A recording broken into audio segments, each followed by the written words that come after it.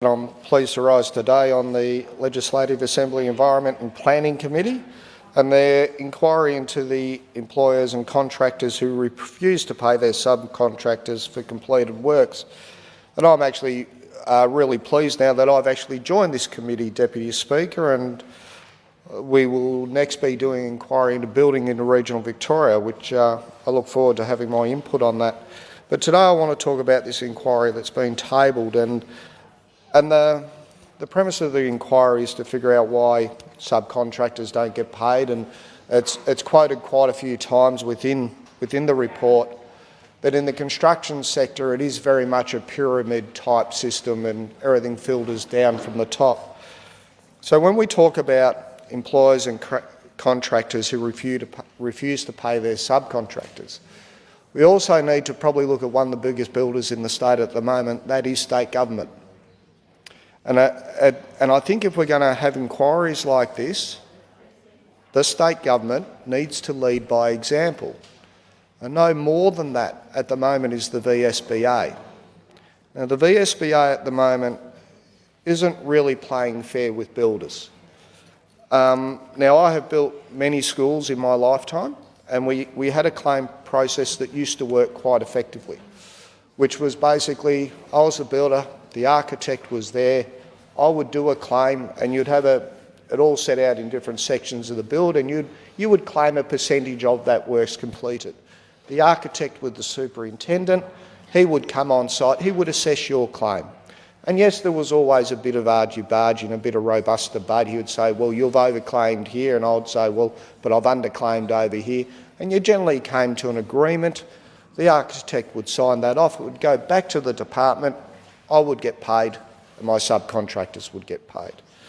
But what has come to my attention in recent months is what's happening now is the architect is still, in a sense, the superintendent. But what happens is the VSBA will get in an independent quantity surveyor to look at the claim. And this is where things are going a little bit pear-shaped, Deputy Speaker, because the quantity surveyors are coming in and knocking those claims down to 10 to 30%. Now the builder has nowhere to go.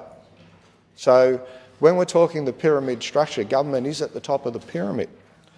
Now, if those claims are getting knocked back 10 to 30%, you've also got to remember the builder's got a retention in there too of up to 5%. So that gets passed down the line. The builder can't wear the whole deduction of the claim, and that has to get passed down to the contractors. And we all know at the moment, and I don't think anyone in this chamber will deny that the construction industry as a whole is not in a very good place. It really isn't. And we need to look at this because in a 12-month period, we had over 700 builders go into liquidation, and we've lost over 21,000 tradies. Now that's a lot. There's about, on average, about 300,000 tradies in Victoria, so that's about 8%. That's a lot of trades leaving this state. But if the government can't get the payments right, how do they expect people wanting to work for the VSBA? I've had builders come up to me personally and say, we're done. We're sick of working with this department. They're cruel, they don't listen, they knock down our claims. Now they're not overclaiming. They just want what the original claim is put in. And what happens, Deputy Speaker, is when you get to the end of the project, there's two forms of retention. You have a retention that gets paid back on practical completion of 2.5%. There's also another retention of 2.5% held for 12 months.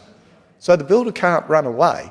He's stuck there. And most of those retentions are back guarantees offset against properties. So there's a fair bit of security there. So what needs to happen is the VSBA needs to be fair. If we're going to talk about subcontractors getting paid, then the government should really set the example through their departments. And I know many in this chamber have been subcontractors. I have. I think you have, Deputy Speaker. The member for Glen Waverley has.